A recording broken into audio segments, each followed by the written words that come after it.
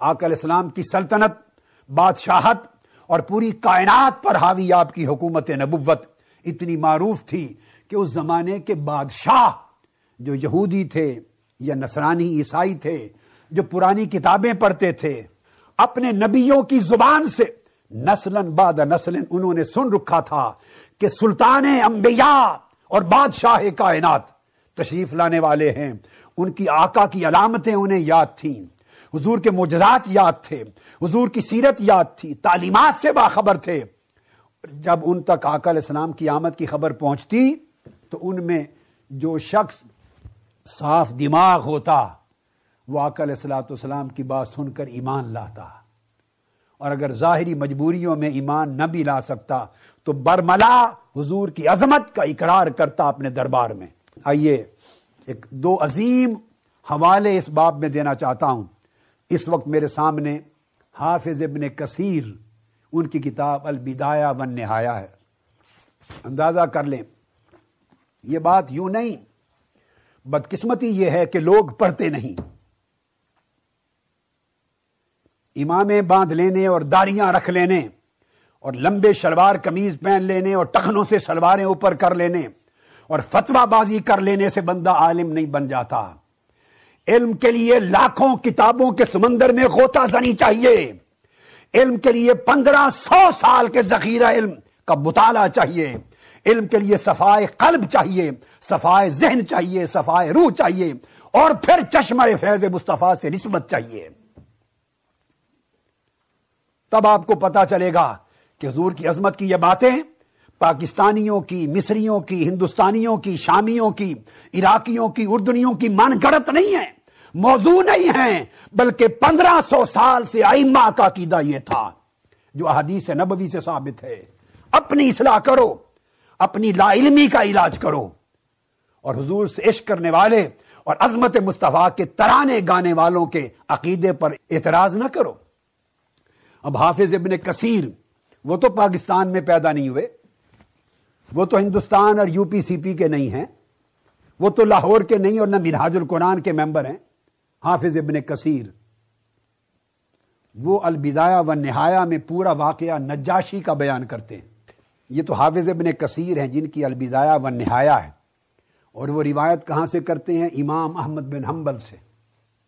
سنیے، امام احمد بن حنبل رضی اللہ تعالی عنہ، جن کے مذہب پر پورا سعودی عرب اس وقت سرکاری طور پر قائم ہے، تو امام احمد بن حنبل نے مسند میں روایت کیا، اے عاشقان مصطفیٰ مبارک ہو، تمہارا عقیدہ وہ ہے جو امام احمد بن حنبل کا تھا، تمہارا عقیدہ وہ ہے جو امام مالک کا تھا، جو امام شافعی کا تھا، جو امام اعظم ابو حنیفہ کا تھا۔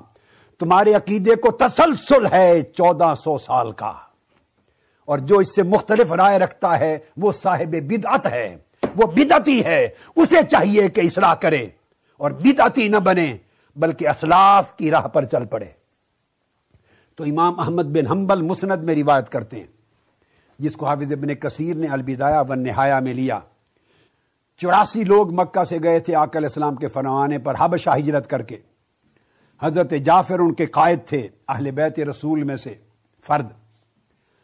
تو وہاں نجاشی اسما یا اسمائی نجاشی کے دربار میں محفل ہوئی۔ اس نے پوچھا، کیونکہ قریش نے اپنا وفد بھیج دیا تھا کہ ان کو نکالو، ہمارے سپرد کرو۔ قریش مکہ اذیت دیتے تھے حضور کے عاشقوں کو، غلاموں کو۔ نجاشی نے دربار لگایا اور لگا کے کہا حضرت جعفر کو، اور کہا کہ اے جعفر بیان کرو کہ جس رسول پر تم ایمان لائے ہو اس رسول کی تعلیمات کیا ہیں۔ یہ جعفر کون ہیں؟ یہ مولا علی اور مرتضیٰ کے بھائی ہیں، آقا علیہ السلام کے کزن ہیں، حضرت جعفر بن ابی طالب رضی اللہ تعالیٰ عنہ۔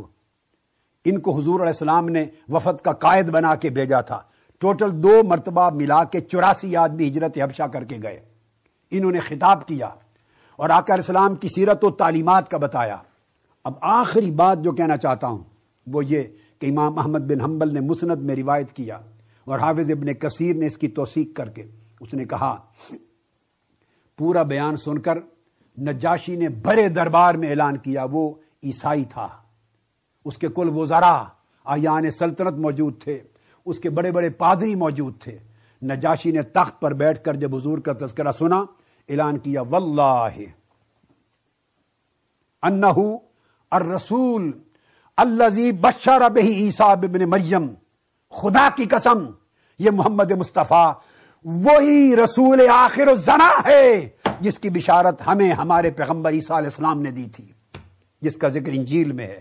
نجاشی نے اعلان کر کے شہادت دی اور کہا واللہ لولا ما انا فیہ من الملک لاتیتہ حتی اکون انا الذی احمل نعلیہ۔ اس نے کہا خدا کی قسم میں اس وقت سلطنت اور بادشاہی کے زنجیروں میں جکڑا ہوا ہوں، ایک ملک کا بادشاہ ہوں، اگر یہ مجبوریاں میرے پاؤں میں نہ ہوتی اور مجھے موقع مل گیا کہ میں انہیں توڑ کر مصطفیٰ کی بارگاہ میں جا پہنچوں تو خدا کی قسم اکون انا الذی احمل نعلیہ۔ نجاشی نے کہا میں وہ شخص بنوں گا کہ صبح و شام مصطفیٰ کے جوڑے اٹھا کے ان کے پیچھے پیچھے چلا کروں گا، میں حضور کے نالین اٹھاؤں گا۔ نالین مصطفیٰ کا حامل بننے کی آرزو کی نجاشی بادشاہ حبشہ نے۔ اندازہ کر لیں کیا نقشہ اس نے اپنی کتابوں میں، انجیل میں عیسیٰ علیہ السلام اور موسیٰ علیہ السلام کی زبان سے پڑھا ہوگا کہ جب تصدیق ہو گئی تو وہ نالین مصطفیٰ کا حامل بننے کا آرزو مند بن گیا۔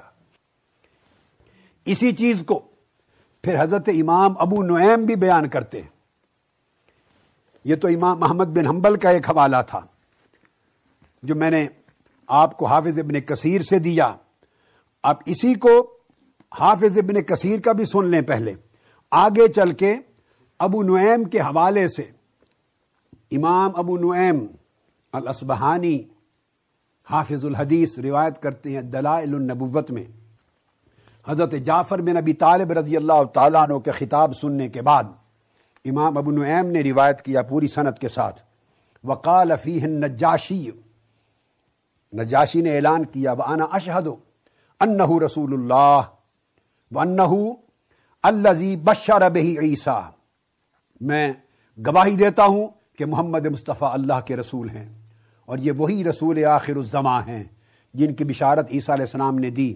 اگلے لفظ سنیے، یہاں لفظ مختلف ہیں، یہ جو امام ابو نعیم کی روایت، فرمایا نجاشی کہتا ہے ولولا ما انا فیہ من الملک لاتیتہ حتی اقبل نعلیہ، حتی اقبل نعلیہ۔